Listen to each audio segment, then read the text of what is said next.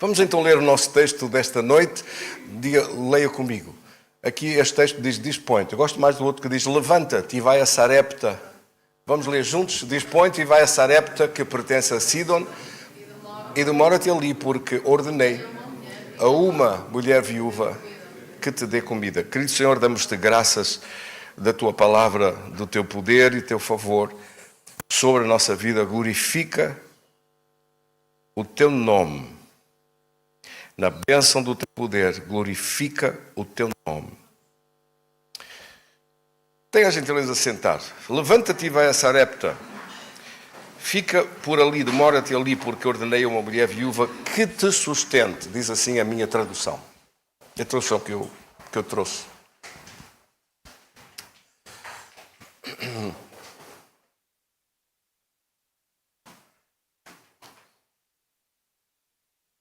Na altura que Deus falou esta palavra para... Nós não vamos falar tanto de Elias hoje. Vamos falar da mulher, não de Elias. Não vamos falar dos profetas, nem dos servos de Deus. Nós vamos falar das pessoas, dos crentes, do povo. Esta mensagem é uma mensagem dirigida não para os profetas, para você e eu podermos estudar sobre muita coisa. Podemos estudar sobre eles e sobre como eles são uma demonstração da graça e do favor de Deus para a nossa vida e para a vida de outros, a influência, o exemplo, enfim, muitas coisas.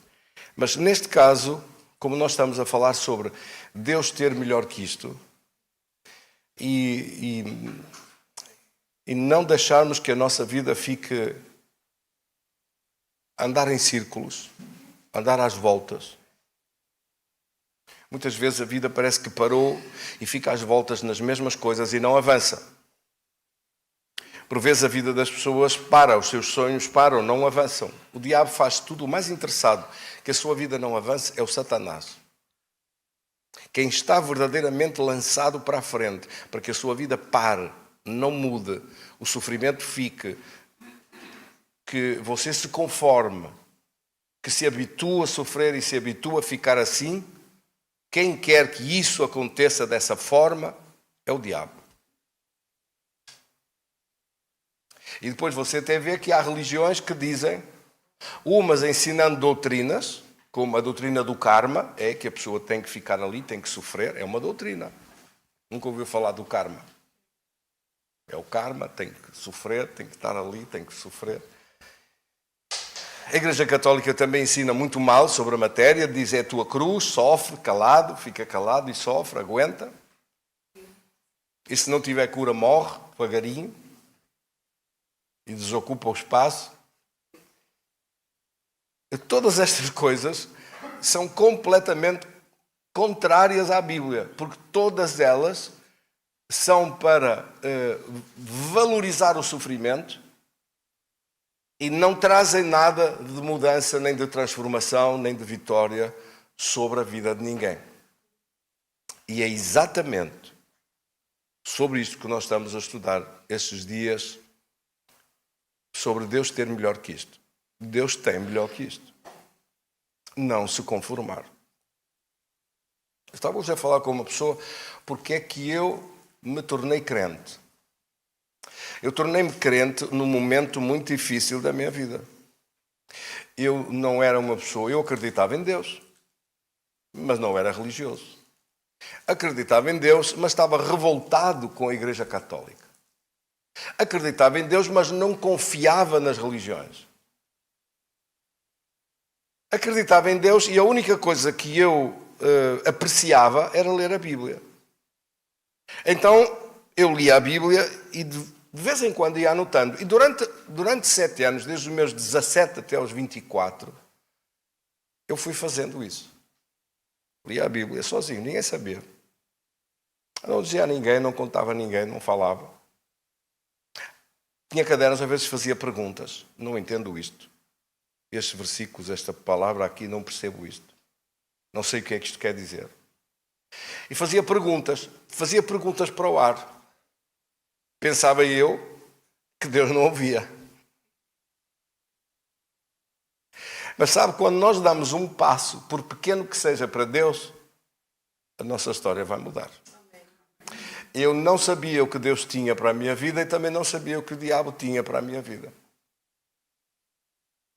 Eu não sabia que aos meus 24 anos o diabo tinha estabelecido um plano para me matar. Mais cedo, mais depressa. Não fazia ideia. Foi preciso chegar a essa idade.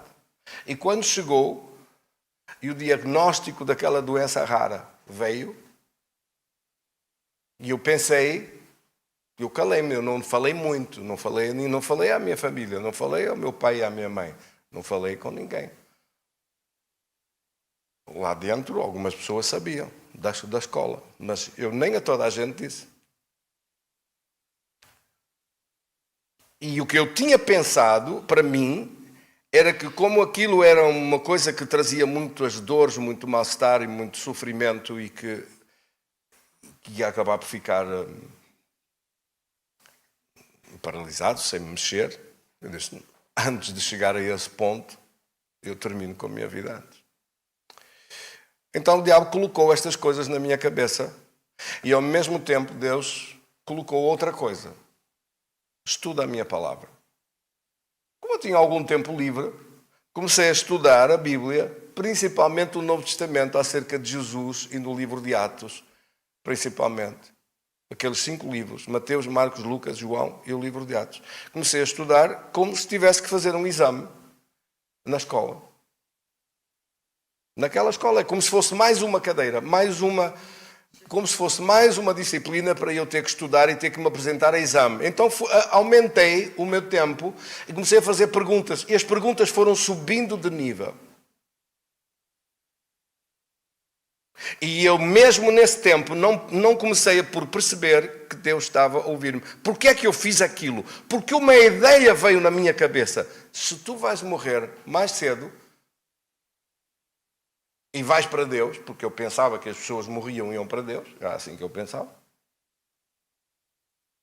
então tens que saber para onde vais.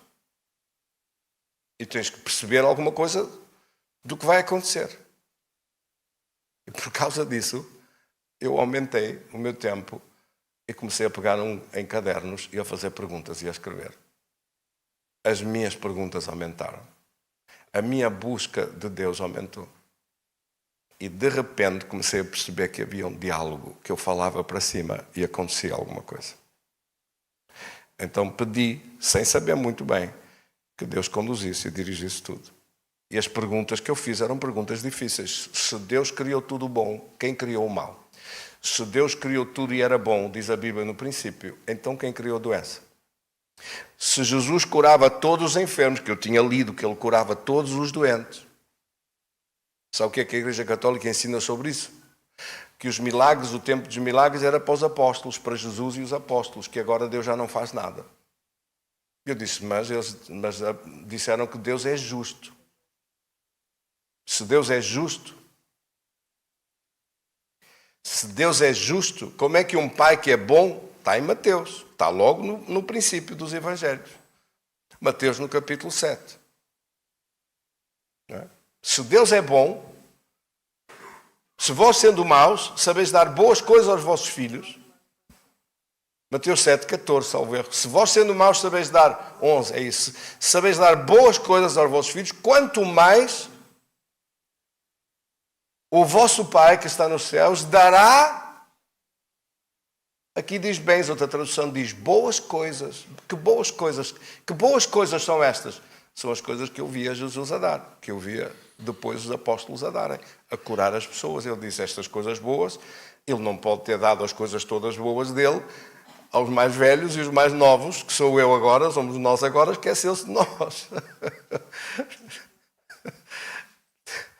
Você tem mais que um filho, não pode dar tudo ao mais velho e o mais novo não fazer caso dele. Isso não é ser um pai justo. Quem é que me entendeu? E como vê, à medida que eu fui lendo, as coisas foram subindo de nível. Mas Deus então, na teoria, é que Deus muda. Mas eu fui lendo.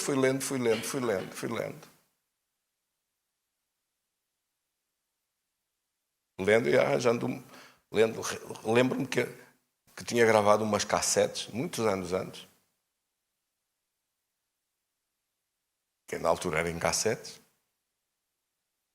e que pedia conhecimento sobre aquele ministério, de discípulos de Cristo hoje, de milagres e curas. E eu via e chorava, caíam umas lágrimas. Eu disse, Deus não nos abandona. Uma das coisas que criou impacto foi, Deus é o mesmo ontem, hoje, eternamente. Oh, meu Deus, Deus é o mesmo, é o mesmo. Isto, quando se lê assim e se fala, parece à primeira vista que não diz nada, mas isto diz tudo. Se Deus é o mesmo, em Hebreus 11:8, se Deus é o mesmo ontem, hoje, é 13:8, peço desculpa. Se Deus é o mesmo ontem, hoje e eternamente, leia comigo. Jesus Cristo é o mesmo ontem, hoje, eternamente. Se Deus é o mesmo ontem, hoje e eternamente, Ele não mudou. Se Ele não mudou, e é o mesmo, as mesmas coisas que fazia antes, faz hoje. E agarrei-me a essa palavra. Está a ver o que é você fazer alguma coisa de sua parte? Eu digo hoje, sem ninguém. Porque eu não tinha nem igreja, nem pastor, nem sabia nada disso, nem conhecia nada.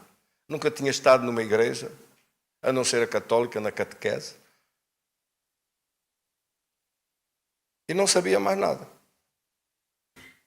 Mas a minha decisão de dar um passo para Deus, de querer saber, de querer buscar, de querer entender, fez com que Deus estendesse a mão e viesse ao meu encontro e fez-me viajar pelo mundo todo, pela Europa, por todo lado. Pelo mundo todo. Principalmente os países daquilo que nós chamamos a sociedade ocidental, não é? Toda a Europa. A minha vida foi isso, aqueles 22, 21, 22, 23, 24. Viajar por todo lado.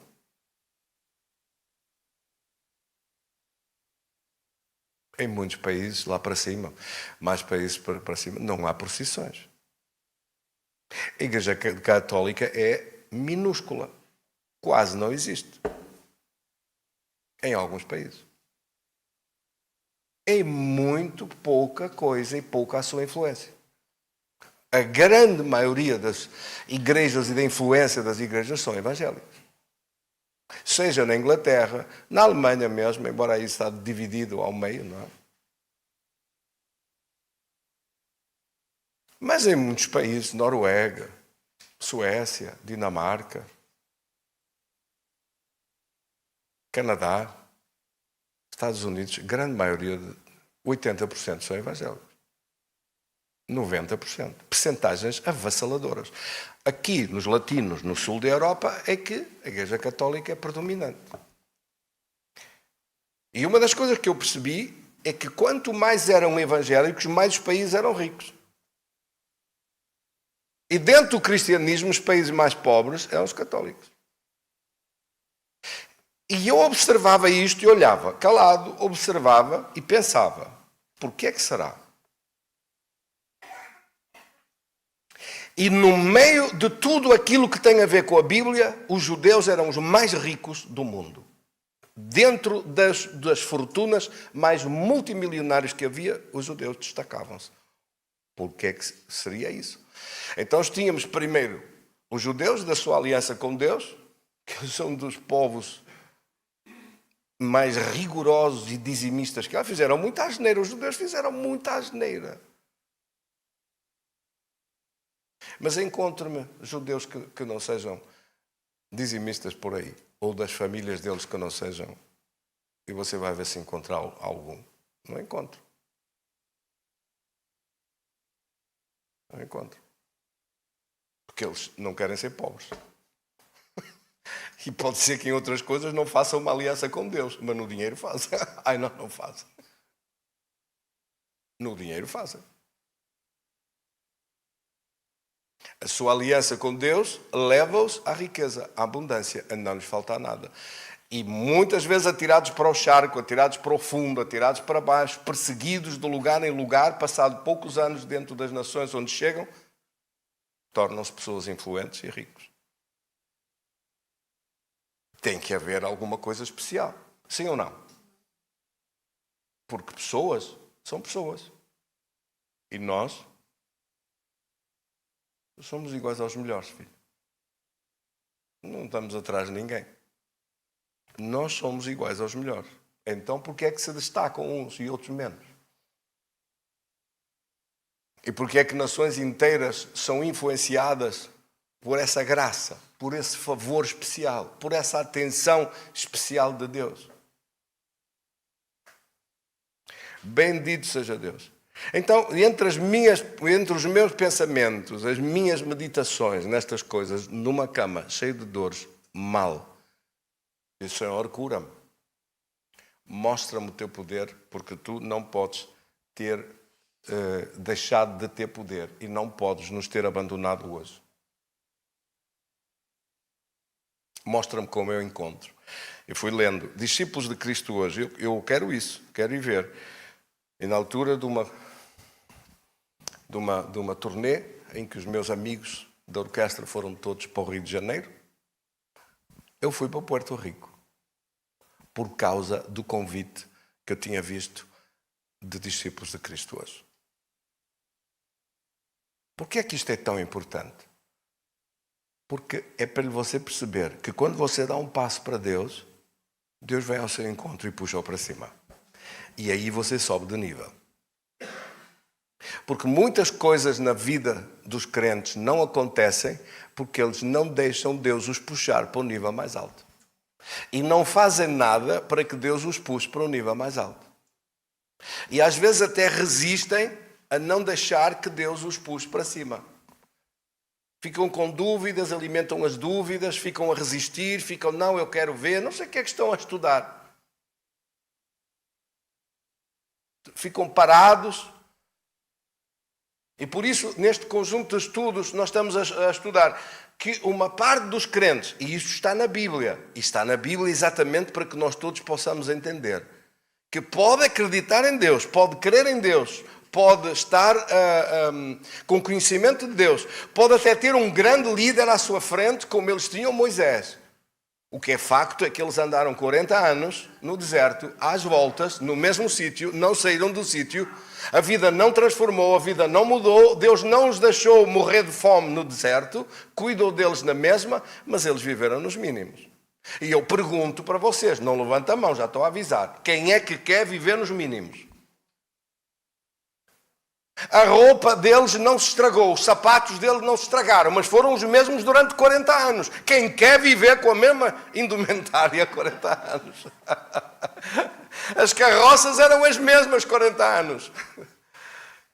Os jumentinhos deram outros jumentos, os cavalos deram outros cavalos, os camelos deram outros camelos. E eles também tiveram filhos. Mas tudo velho. E os velhos morreram no deserto. Nunca chegaram a receber o melhor que Deus tinha para eles. Porquê? Isto tem que nos criar um pensamento, uma pergunta. Porquê? Porquê viver em círculos às voltas das mesmas coisas sem nunca avançar? Se a sua vida em algum sentido não estiver a avançar, você tem que perguntar porquê. Ora, pergunta, porquê? Ainda bem que perguntaram, glória a Deus. Tem que perguntar porquê. Porque muita gente nasce, vive e morre sem nunca responder aos porquês. Sem nunca fazer perguntas. Pensando, a vida é isto, vai ser assim, já era com os outros, já o avô era assim, a avó era assim, o pai e a mãe também eram assim, os irmãos também são assim, eu também sou assim. E fica com o síndrome de ser assim, nasceu assim, fica assim. Nunca pense dessa maneira. Você e eu fomos chamados para coisas maiores. Amém? E Deus tem melhor do que isto. E você não pode deixar que a sua vida fique aos círculos e parado no tempo. E então, nós vimos que aqueles que saíram descobriram segredos. E eu contei o meu testemunho porque o que eu fiz, Deus olha e observa tudo o que cada pessoa faz. Cada ser humano. Deus até sabe quantos cabelos é que você tem na cabeça hoje. Você não sabe, não faz ideia quantos são, mas Ele sabe. Se Ele até sabe quantos cabelos tem na cabeça hoje, é porque Ele está com atenção. É porque o conhecimento dele é muito mais vasto do que você e eu podemos imaginar. Sim ou não? Deus vê. Aqueles que andaram às voltas no deserto, uma coisa que podiam ter alcançado em 40 dias, transformou-se em 40 anos. Isto é um facto.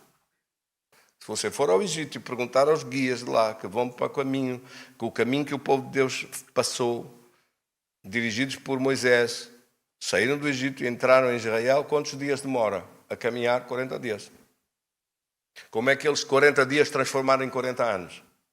Andaram às voltas, para trás, para a frente, um lá, para o outro, sempre na mesma ramo, na mesma coisa, e morreram assim. Isto tem que nos transmitir conhecimento e revelação. Primeiro, eram pessoas com uma relação com Deus medíocre.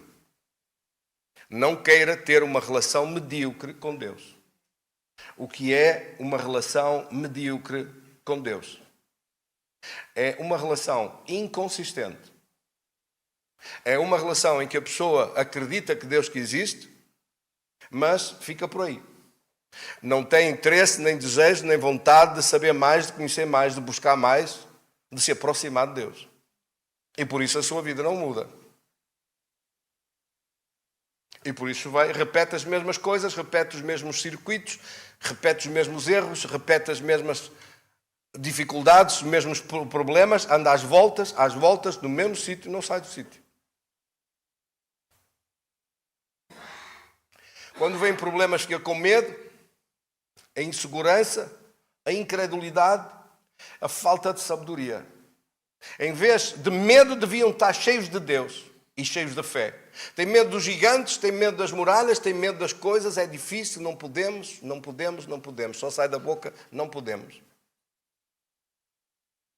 Está difícil, está complicado. Quer um conselho? Não fale isso. Não viva a falar disso. Não viva a falar essas coisas. Está difícil, está complicado. Não sei como é que vamos sair disto. Não vejo maneira. Cada vez que alguém fica amarrado nos impossíveis, que não vê maneira, que não sabe, tem que mudar tudo isso, deitar tudo isso fora e perguntar: como é que eu mudo isto? Como é que eu saio disto? Como é que eu venço isto? Essa é a pergunta certa. Como é que eu devo fazer? E não, porquê? Me acontece sempre a mesma coisa. Ando aqui à volta, no mesmo sítio. Se calhar é por uma relação inconsistente com Deus. Se calhar é por uma falta de fé, por incredulidade. Ou por falta de sabedoria, não saber que Deus já tem tudo preparado do lado dele para que você vença isto. Porque afinal, aqueles que morreram no deserto, os filhos deles, os bebés que nasceram no deserto, entraram no melhor de Deus, entraram na bênção de Deus, entraram no poder de Deus, e eles, a maior parte deles, nem sequer tinham assistido aos grandes prodígios e sinais. Não viram o mar vermelho abrir-se. Eles nasceram no deserto, não viram. Não eram nascidos quando o mar vermelho se abriu, mas ouviram falar. E eles creram. Disseram: com Deus nós entramos. Deus disse que é para entrar, nós vamos entrar. Só que os outros não agiram, não fizeram nada, ficaram parados. Ou seja, um crente parado à espera que Deus faça tudo e ele não faz nada, não se move, não avança. É um crente que está a candidatar-se a viver em ciclos, às voltas, sem entrar no melhor de Deus, sem receber o melhor de Deus, e que não vai conseguir sair de onde está para receber mais daquilo que Deus preparou para a sua vida. E, no entanto, Deus tem melhor do que isto. Aqueles que morreram no deserto, Deus tinha muito melhor para eles, mas nunca entraram. E transformaram 40 dias em 40 anos, até morrer. Ficaram à espera que Deus fizesse alguma coisa. Se Deus é Pai, vai fazer, ele então que faça. E a pessoa não faz nada. Não toma iniciativa nenhuma. Não toma decisão nenhuma. Ficaram à espera, morreram à espera, nunca receberam, viveram nos mínimos e ficaram a assistir. Um crente a assistir é um crente que candidata-se a morrer nos mínimos. Você não foi chamado para assistir. Você foi chamado para participar, para fazer uma aliança com Deus, envolver-se e participar. E perguntar a Deus: o que é que tu queres que eu faça, Senhor? e depois desenvolver uma atitude séria de responsabilidade sobre fazer aquilo que Deus lhe manda a fazer. Nem sempre é fácil fazer o que Deus nos manda fazer, mas temos que fazer. Amém? Bendito seja Deus. Por isso, nós falamos depois, no segundo estudo, falamos sobre a sunamita, aquela mulher sunamita que era muito rica, vivia bem, com o marido, com tudo, nada lhes faltava, estava tudo bem, mas o melhor que ela tinha desejado ter, nunca teve. 2 de Reis, capítulo 4, versículo 8, ela nunca teve um filho e agora decidiu associar-se, ligar-se, participar, servir a obra de Deus, juntando com Eliseu a sua fé, querendo ver mais coisas de Deus e querendo subir para um nível mais alto. Esse é o primeiro segredo que eu queria que os meus irmãos soubessem. Suba a um nível mais alto. Diga, o que é que eu posso fazer? Se não sabe o que pode fazer, fale com o seu pastor. O que é que eu posso fazer? Eu estou aqui para lhe dizer, pode fazer, sim. Amém? Bendito seja Deus. O primeiro segredo é o desejo de subir um nível mais alto, de participar, de servir, de estar disponível. Estou disponível, quero servir. O que é que eu posso fazer? E ela foi seguindo com aquilo que Deus colocou no coração dela e ela disse ao marido e os dois fizeram uma obra para Eliseu ficar mais tranquilo, mais em paz, abençoando o servo de Deus. Juntaram-se ao ministério, participaram das coisas de Deus. Sempre que ele passava ali, ficava naquela casa e fizeram um T0 para ele. E ela passou a ficar mais próxima do servo de Deus e passou a segui-lo para os estudos da palavra, de todas as coisas que ia seguindo, aprendendo, conhecendo e tornou-se uma mulher poderosa, cheia de fé. Que resultado é que isto teve? Passado um ano, Eliseu não ficou com paz, Deus não o deixou sossegar mais. E ele perguntou-lhe, o que é que ela precisa? Ela disse, não preciso de nada. E ele mandou o Geazi, o empregado dele, investigar. E o outro foi investigar e disse, o sonho que ela mais tinha na vida dela era ter um filho e nunca teve. E agora já está a ficar com idade avançada e o marido também. Daqui a pouco já não vai ser possível. Eliseu orou para Deus e veio falar com ela e disse-lhe, assim diz o Senhor, para o ano que vem, por esta altura, terás um filho. Oh, glória a Deus! A senhora não cabia no coração dela de recuperar um sonho. Pensou que já estava perdido. De pensar que nunca mais ia acontecer isto. E de repente o seu envolvimento de subir um nível mais alto com Deus trouxe-lhe sonhos que ela julgou que já estavam perdidos. Ela ficou parada no tempo a assistir, a ver a vida passar sem receber o melhor que ela gostava de ter e de repente, por causa do seu envolvimento com as coisas de Deus, está a ver o que dá subir de nível. Está a entender o que é subir de nível. Não como aquela pessoa que um dia me disse, bem, pastor, eu vou lá então à igreja para o ajudar. Bem, à igreja para me ajudar? Você vem à igreja para subir o seu nível com Deus. Para subir a planos e a plataformas mais altas da relação com Deus para receber coisas muito maiores de Deus. Deus tem muito mais do que aquilo que são as limitações do dia-a-dia e as capacidades humanas. Deus tem acesso ao sobrenatural, mas muitos crentes no mundo, muita gente que crê em Deus, nunca chega a receber e nunca chega a sair das coisas naturais e normais da vida, porque nunca dá um passo para subir mais alto na sua responsabilidade com Deus. Esta mulher, quando fez isto, parecia um sonho perdido. Deus sabia que era aquilo que ela mais queria e deu-lhe. E quando ela viu essa beleza desse sonho recuperado com Deus e de Deus lhe restaurar e restituir, como ela ficou agradecida. Desenvolveu com Deus uma relação de consistência, de uma firmeza com Deus que raramente você e eu vemos na Bíblia. E cresceu espiritualmente. Por isso é que eu às vezes digo assim, eu gostava de ouvir algumas das pregações do Eliseu. Porque ver uma discípula como esta, que era discípula do Eliseu, e vê-la com esta fé, com este poder, com esta força, Eliseu era fantástico. Tinha que ser. Porque para ele ter uma mulher treinada, preparada, ensinada, formada desta maneira, com esta fé, com este poder, tinha que ser. Porque o filho, lá para os 9 anos ou 10, de repente teve um problema e morreu. E ela deitou na cama do profeta, foi à procura dele. E quando perguntaram, como é que está tudo? Ela disse, com o filho morto em casa. Ela disse, está tudo bem. Como é que alguém, com o filho morto em casa, responde que está tudo bem e vai ao encontro do seu milagre e diz, o diabo não vai me tirar aquilo que Deus me deu. O diabo não vai conseguir arrancar fora das minhas mãos aquilo que Deus me concedeu. Não vou perder essa oportunidade. E o que Deus tem melhor que isto. Não vou aceitar este mal. É preciso ter uma fé poderosa para falar diante de um problema grave, dizer, está tudo bem. O que ela quer dizer com isso, nós sabemos. É, vai ficar tudo bem. Vai ficar tudo bem. Vai dar certo. Isto não vai ficar assim. Ora, diga comigo, não vai ficar assim. Este problema não vai ficar assim. É o que você tem que falar diante dos problemas. Este problema não vai ficar assim. Deus vai dar a volta a isto. O poder de Deus vai trazer-me a minha vitória, porque eu nunca vou desistir. E a minha vitória tem que chegar às minhas mãos. Isto é fé. Por isso é que eu admiro que pregações poderosas terá pregado Eliseu e ensinado para alguém ficar com um nível destes tão forte. Quem a conheceu, quem a viu, é caso para dizer quem a viu e quem a vê.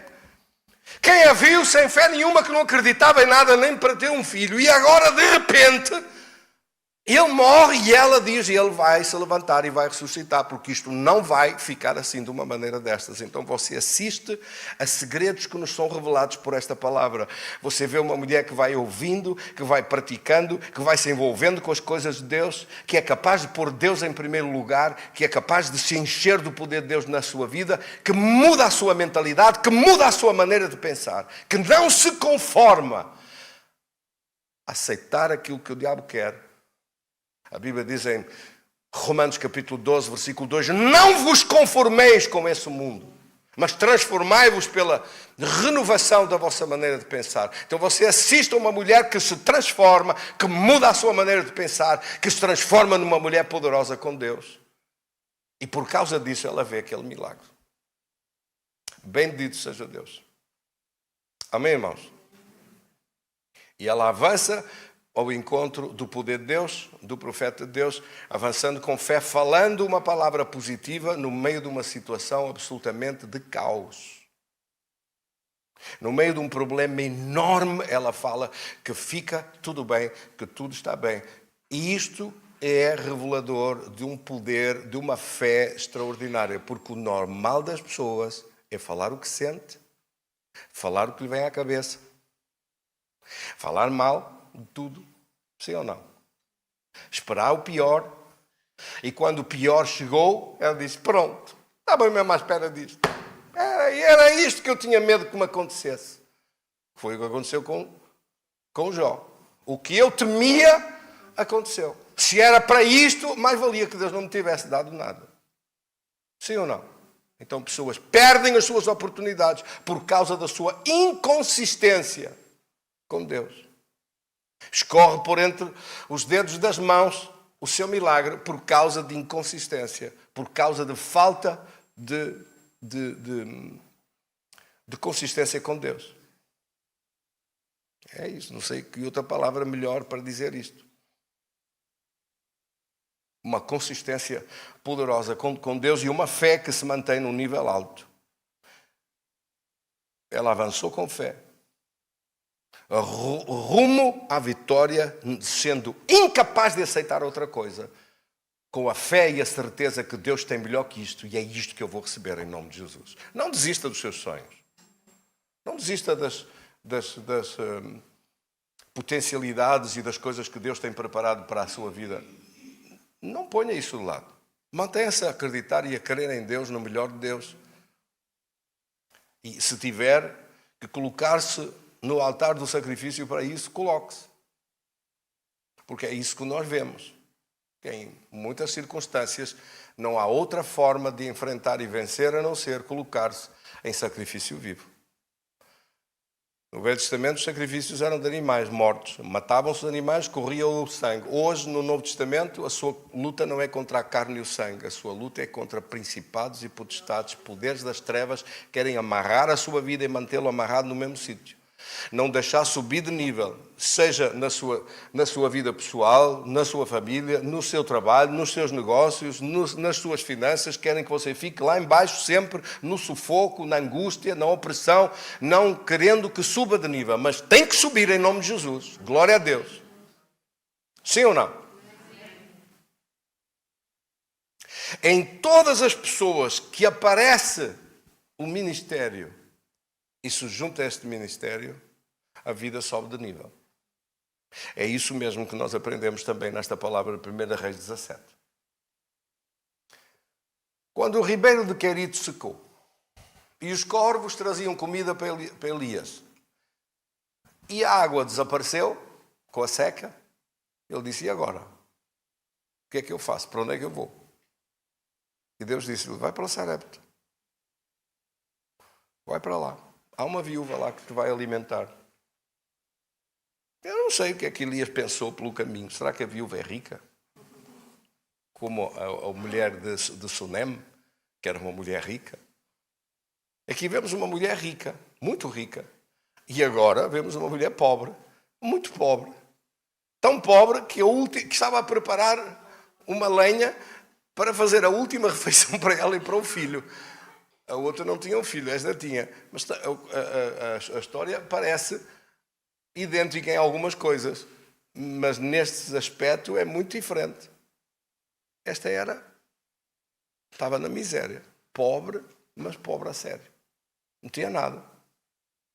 E tinha um filho. E a coisa estava a dar para o torto. Diz: vamos comer a última refeição e vamos morrer. Não temos mais nada. Temos alguma farinha e um bocado de azeite, não temos mais nada. E aparece Elias.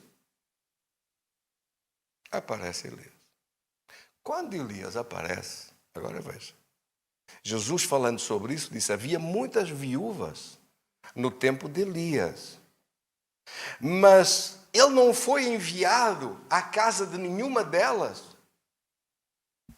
a não ser a viúva de Sarepta.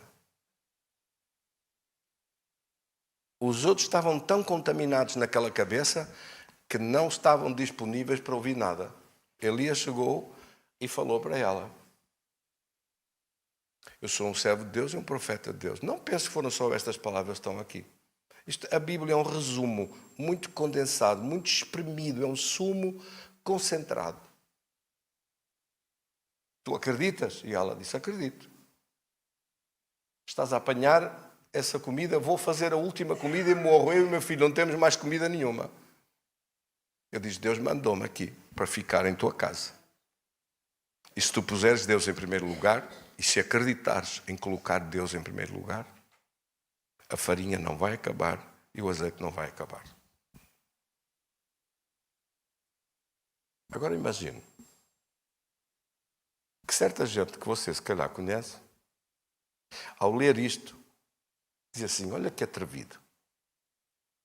Chega ali, a pobre da mulherzinha só tem um último bocado de azeite e de farinha, vai fazer um bolo de azeite e vai morrer ela e o filho. E vem este guloso e diz: dá-me primeiro para mim um bolo pequeno.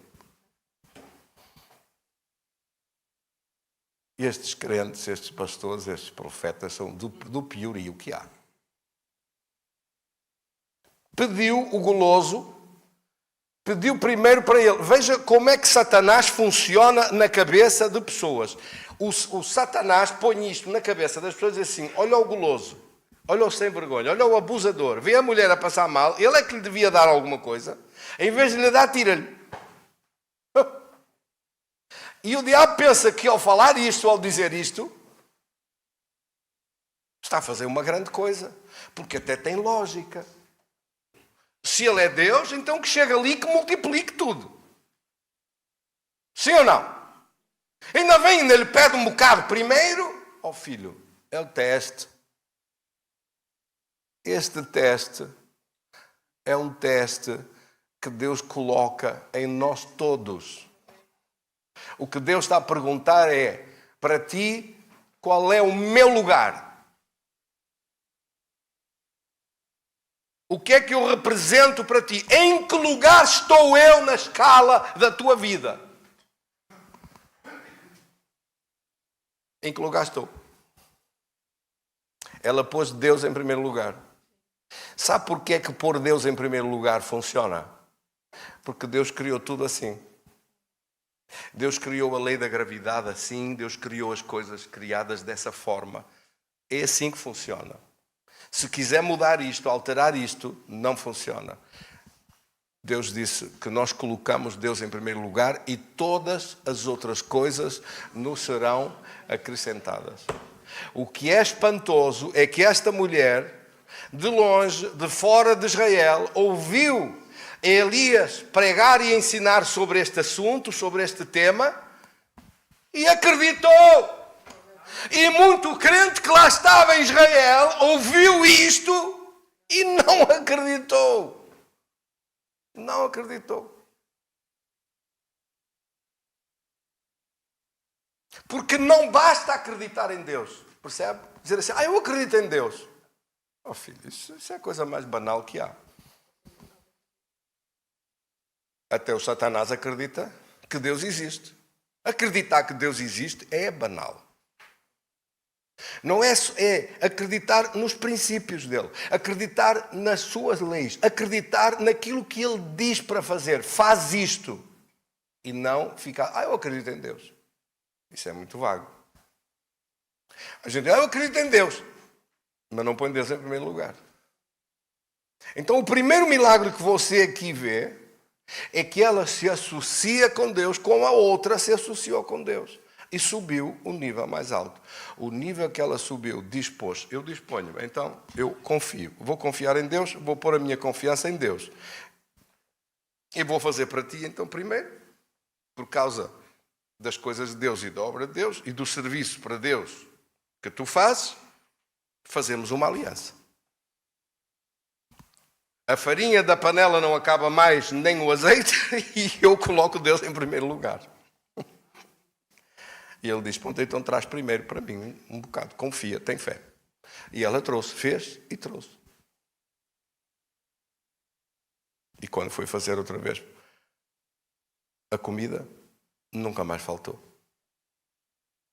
No dia seguinte chegava, tinha outra vez tudo cheio. E no outro dia gastava e chegava e tinha outra vez tudo cheio. E assim esteve. E nunca mais faltou. O que é que esta mulher venceu? Venceu uma maldição. A maldição da escassez, a maldição da pobreza, a maldição de viver financeiramente aos altos e baixos, na insegurança, no medo. Venceu isto.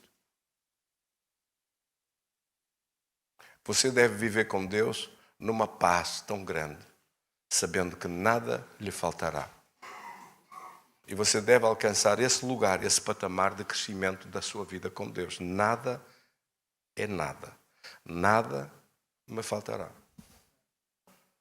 Não estou a dizer que você vai viver como o sheik árabe, com casas de banho de ouro e torneiras de ouro e sanita de ouro. Você não precisa disso. Isso é uma arrogância e uma ostentação ridícula. Para que é que precisa de sentar numa sanita de ouro? E descarregar um autocolismo de ouro?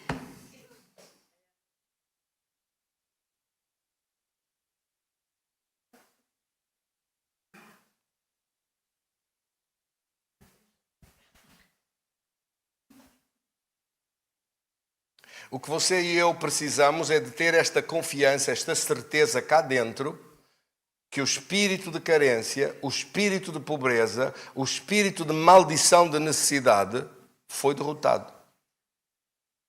E quando você enfrentar um dia esse espírito de carência, espírito de necessidade, espírito de maldição, fale na cara dele, dê-lhe um grito com força, eu ponho Deus em primeiro lugar e tu estás condenado a desaparecer.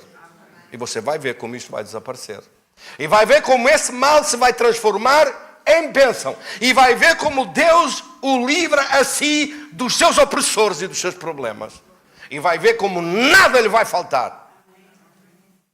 E vai ver como Deus supre. Deus abre portas e abre mais uma porta e mais outra. Agora ponha Deus em primeiro lugar. Não faça de ponta que põe. Ponha mesmo. Esta mulher pôs Deus em primeiro lugar. Trouxe para o Elias. Ele comeu aquele bocado de pão. E disse, agora vamos para casa. Vou fazer o resto para mim e para o meu filho. E ele foi.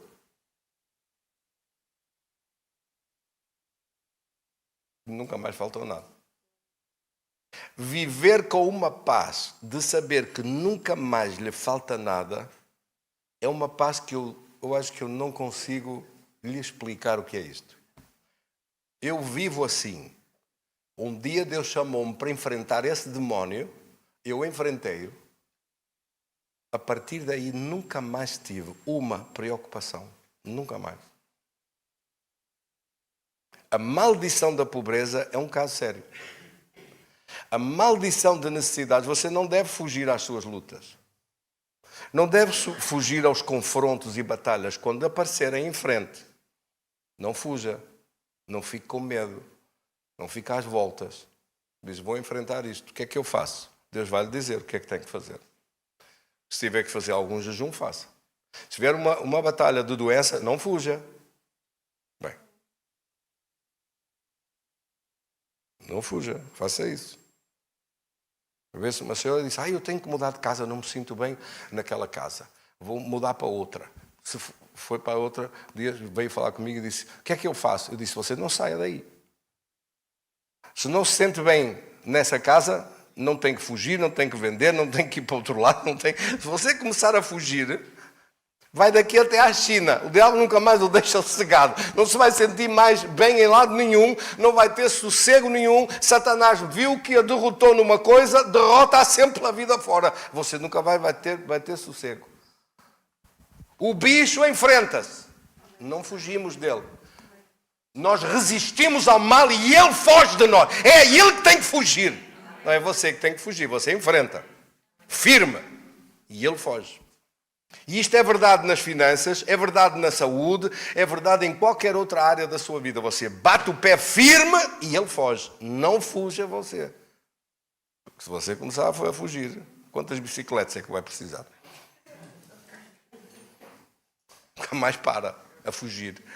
Nunca mais o deixa sossegado. Não fuja. Não fuja. Não fuja. Um desses dias viu um senhor que ia de bicicleta num bosque. Ao longe, não sei se era no Canadá ou se era lá no meio da floresta. Para que é que aquela gente vai para o meio das florestas? Não sei. Mas ele ia de bicicleta por lá fora. Nisto saiu um urso. O urso pôs-se de pé a olhar para ele e o urso era maior do que ele. Mas maior, mas bastante.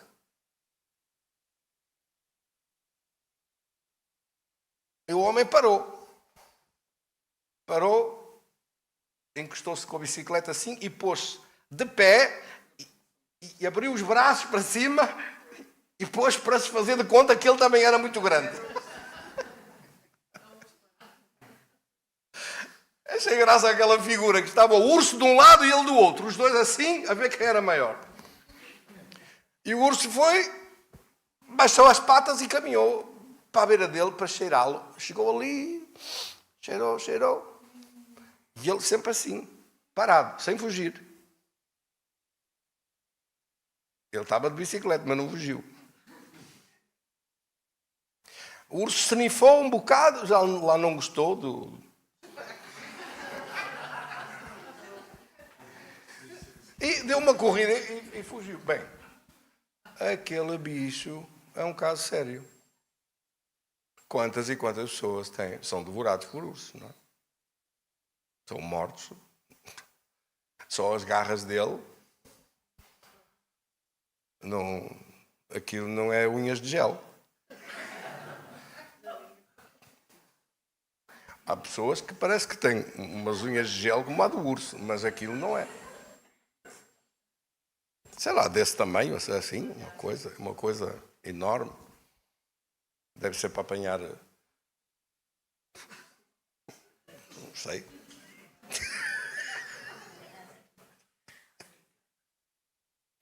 Não, se calhar estou enganado. Deve ser para coçar mais longe, mas... Ai, Senhor, glória a Deus.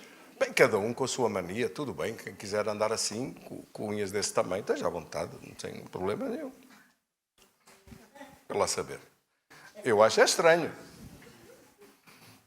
Já vi gente, se queira uma moeda, vai embora e deixa ficar a moeda. Não consegue apanhar a moeda, só se deitar no chão, se for com a língua. Porque com as unhas, esqueça. Não apanha nada com aquelas unhas. Estou a falar de unhas exageradas, assim, uma coisa assim desse tamanho. Não sei para que é que as pessoas andam com uma coisa assim. Pronto.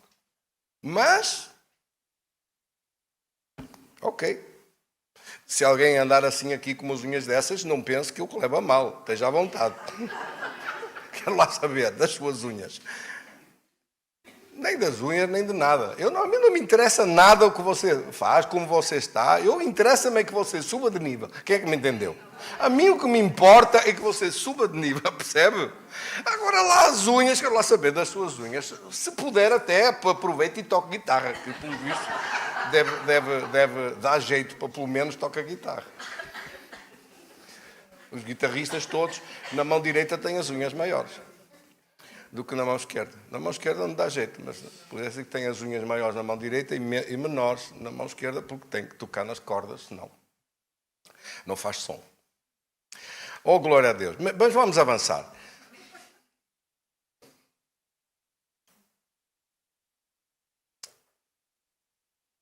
A carência nunca mais, você não fuja. É disso que estamos a falar. Não fuja. Não fuja. Qualquer coisa que o diabo traz que seja uma batalha para si, enfrente. Sempre. Em frente.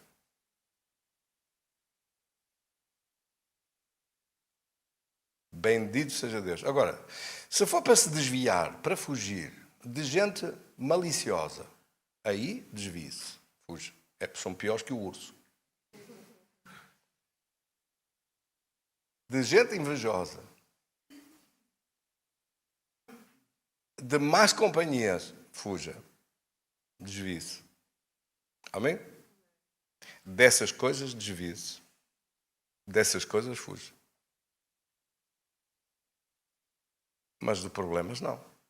Problemas tem que os enfrentar de pé. Tem que fazer a primeira parte, que é enfrentá-los de joelhos diante de Deus e depois de pé diante do problema. Amém, irmãos? Mas quando esta mulher enfrentou de pé este problema, de ter que morrer mais cedo, de ter que terminar com aquela miséria de fome, de escassez, que tanta gente já tinha morrido e ela se aguentou até aquele dia em que chegou o profeta. A carência nunca mais teve domínio sobre aquela casa. O espírito de carência é o espírito de pobreza. O espírito da insegurança financeira é o espírito de pobreza. Tarde ou cedo você vai ter que enfrentar isso. Não fuja. Vou repetir bem isto. Não fuja. Enfrente e vença. E declaro, nunca mais vai haver carência aqui. Nunca mais vai haver necessidade. Nunca mais vai haver nem oscilações, nem falta. Nada faltará. Fale sempre a palavra de Deus. Lembre-se que a palavra de Deus, o mesmo Deus que falou no princípio, haja luz, é o mesmo Deus que declarou, eu sou o Senhor, o teu pastor, e nada te faltará. Que muitas que sejam as aflições do justo, o Senhor o livra de todas. Lembre-se que Ele é o mesmo que proclamou a sua abundância, que declarou a sua abundância, que foi à cruz morrer para que você nunca mais viva na maldição da pobreza. Porque a pobreza, meus queridos irmãos, é uma maldição. Não acredite nessas araras que andam para aí a contar histórias. Uma vez veio um padre à televisão, franciscano, acho eu, e que... Como é que aquele que era o padre que dirigia o Monte Pio? Milícias. Sim, que tem uma reforma de 15 mil euros ou qualquer coisa. que pobreza franciscana é essa de ter uma reforma de 15 mil euros? Um voto de pobreza. Veio também outro, um dia eu ouvi, deixa-me ver o que é que ele vai dizer. Já não foi há muitos anos já. E ele é professor de teologia católica na Católica. E ele até sabe uns versículos de cor e tudo. Fiquei admirado, que os padres normalmente é em branco, está a cabeça em branco, sabem nada. Mas aquele sabia. E veio falar sobre umas coisas. E eu achei interessante. Então, a certa altura, perguntaram, então, e o senhor? Ouvimos dizer que foi operado. Fui, sabe, eu tenho um voto franciscano, voto de pobreza e tal. Eu vivo no voto de pobreza, no voto de pobreza, no voto de pobreza. Eu já não estava a gostar daquela conversa. Mas eu disse, bem, eu vivo no mosteiro, tenho lá o meu quarto. À altura de comer eu como, a comida é posta lá. Larila, olé. Voto de pobreza é isto. Se precisar de qualquer coisa no hospital, claro, fui para o hospital, eu fui operado na Ordem São Francisco, que também era pobre, fui operado nisso, tudo grátis. Quer dizer, anda com o carro que a Ordem lhe dá. Come a comida, é tudo dado. Ainda tem um salário que guarda. É operado, não precisa de pagar nada. Assim, se a pobreza é esta, eu quero perguntar se isto tem algum problema do voto de pobreza. Se você tiver tudo dado e tudo pago, e ainda tem um salário porque é professor, e fez um voto de pobreza, eu não percebo esse voto. Se você perceber, explique-me, que eu fiquei até hoje com um ponto na cabeça, interrogação, ainda não consegui esmifrar aquilo. Porque assim é fácil. Mas isto é um mau ensino. Muito mau. Porque isso é dizer às pessoas, não tenha medo de ser pobre. Eu digo-lhe assim, tenha. Não queira. Combata isso. Como combate uma doença. A doença não diz, eu sou doente, fica doente. Sofre para aí. Cão. Calado e a sofrer. Não vai ser assim. A pessoa luta com todas as suas forças para vencer a doença. Sim ou não? Então, que a mesma maldição de doença é o mesmo Satanás que trouxe a maldição de pobreza, porque é que não luta da mesma maneira? E a luta que você tem é uma luta espiritual. Número 1, é uma guerra espiritual contra isso. Porque o diabo, se puder, mantém a sua vida na dependência, na pobreza. Não sei porque é que estou a falar tanto disto hoje. Mas é assim. Gálatas 3,13 está escrito. Cristo nos resgatou da maldição da lei, de todas as maldições. As maldições são espirituais, físicas e materiais. É a maldição de condenação com Deus, é a maldição física de doença e é a maldição de pobreza. Quando Elias chegou, trouxe a bênção de Deus. O que é contrário de maldição? É bênção. O que é que a bênção faz? Traz abundância. E qual é o princípio dessa abundância? É pôr Deus em primeiro lugar. Elias trouxe a mulher e ensinou-lhe, colocas Deus em primeiro lugar e a bênção da abundância vem e a maldição é posta fora de tua casa. E ela disse, aceito, quero ver. Porque esta é das tais coisas que você vê. Vê, sente, o medo sai, desaparece, não se preocupa minimamente, Deus vai à sua frente, abre portas, dirige as coisas, faz que apareça o emprego que é necessário, faz que apareçam as pessoas certas, faz que mude tudo. Medo é que não vai ter. E olha que às vezes há batalhas bem difíceis que a pessoa é chamada para enfrentar. Mas não fuja. Enfrente isso. Esta mulher fez isso. E nunca mais houve fome naquela casa.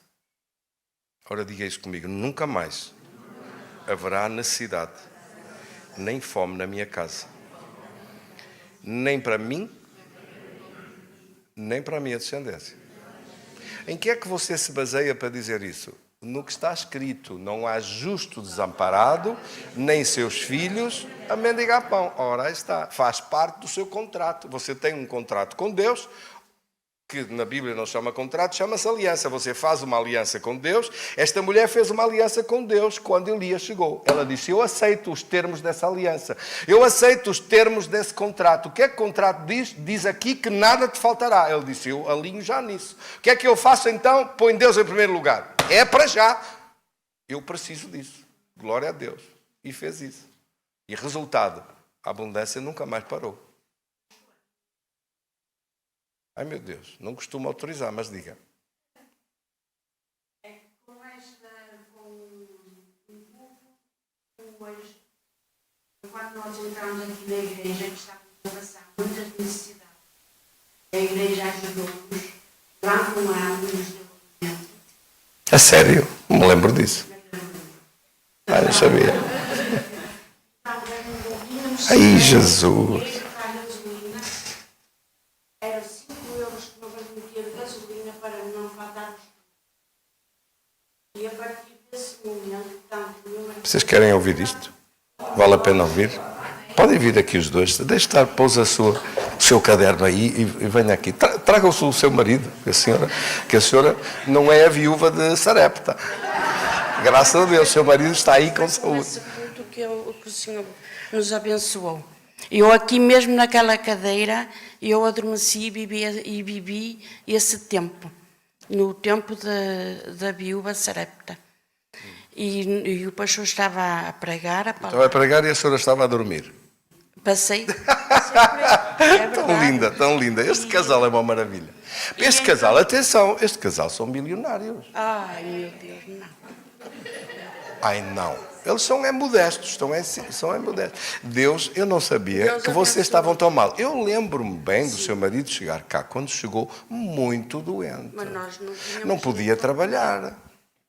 Não tínhamos Você lembra-se? Nós íamos Você entregar a tinha casa. feito qualquer coisa e não mexia o braço. Era o braço direito. Era o ombro. Era o braço. E foi operado. Fui operado por engano.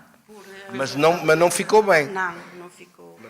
Ficou sem- Depois fiquei. Chegou e disse que não podia, nem pegava no martelo para trabalhar, porque você trabalhava não podia levantar o braço assim. Olha, levanta agora. Oh, glória a Deus. Bem, isso foi há quantos anos? Ora bem, 2006.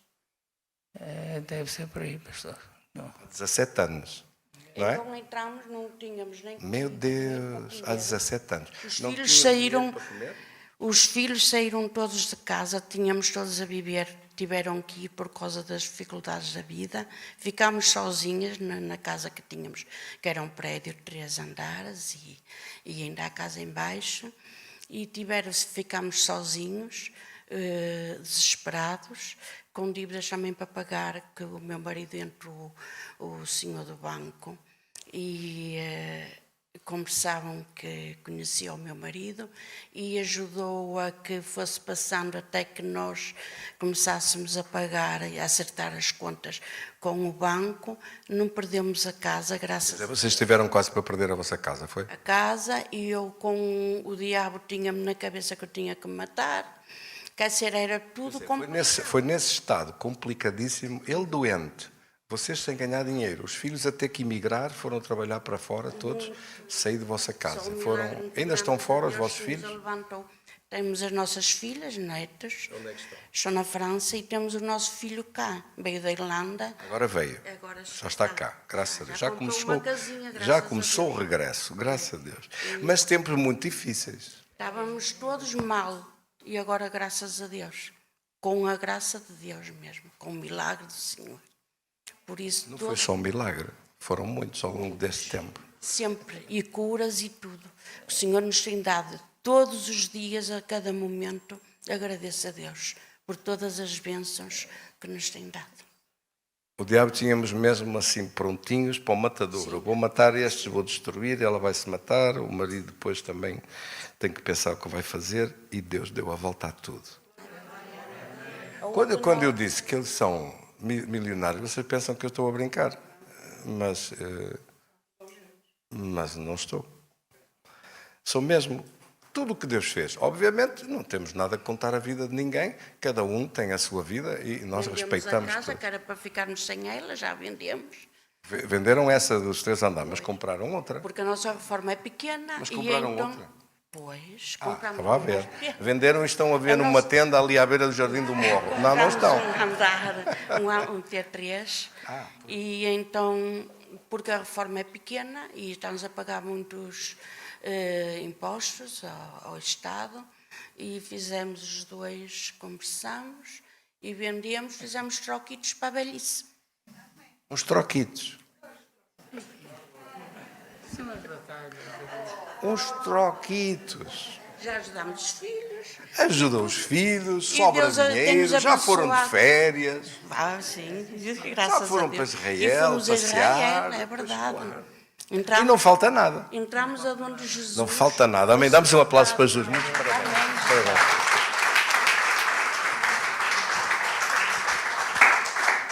Assim que, meus irmãos, nem de propósito, que nós não combinamos nada para ouvir esse testemunho tão bonito, mas isto é mesmo assim.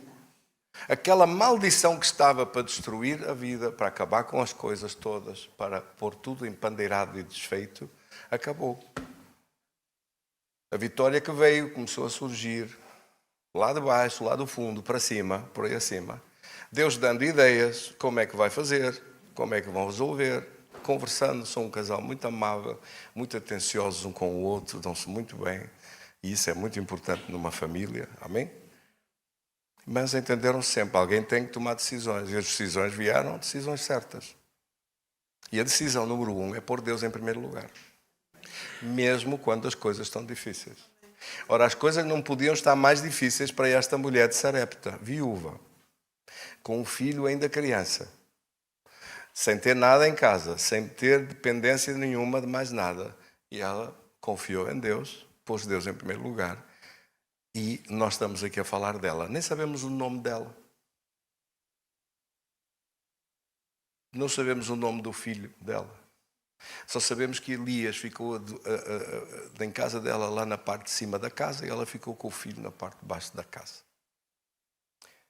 E sabemos que durante aquele tempo que Elias ficou lá, Deus continua a fazer um milagre. E depois de Elias sair, o milagre continua sempre. Deus nunca se esquece daqueles que o colocam em primeiro lugar. Pode ter a certeza disso. E seja em que situação for, quando mais tarde o filho desta mulher de Sarepta morreu, com as epidemias e com as misérias da morte que estavam por aquelas terras todas, Elias foi orar por ele.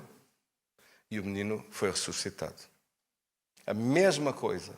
Uma mulher frágil, fraca, sem expectativas, sem nada, como se transformou numa mulher poderosa. Que crê em Deus, que acredita em Deus, que confia que Deus vai dar a volta a tudo e que vai fazer aparecer. Depender do poder de Deus. Ela podia ter dito, pronto, agora já tenho tudo, já está a minha casa cheia de comida, já não preciso de nada, já podes ir embora, Elias. Ela fez isso. Sabe porquê? Porque a sua relação com Deus tem que ser uma relação de consistência. De continuar a depender de Deus, não é só nos dias bons ou nos dias maus. Nos dias bons e dias maus, sejam que dias forem, mantenha-se ligado com Deus, mantenha-se a depender de Deus, mantenha-se ligado ao poder de Deus e a destruir as obras de Satanás e os planos dele. E esta consistência que ela teve, esta firmeza e dedicação e consagração, quando chegou o momento em que o diabo trouxe um plano para lhe roubar o filho dela, Elias estava presente para parar aquilo. Amém, irmãos? Que o poder de Deus esteja sempre presente na sua vida para parar os planos de Satanás. Os planos de Satanás têm que ser arrancados e ser postos fora da sua vida. E você e eu, nós nunca sabemos o que é que o diabo anda a preparar nas asneiras dele. Mas uma coisa sabemos, se nós nos mantivermos ligados com Deus, a servir Deus, a participar com Deus, envolvidos com as coisas de Deus e a pôr Deus em primeiro lugar, ouça, ele está condenado a desaparecer. O que ele trouxer vai desaparecer.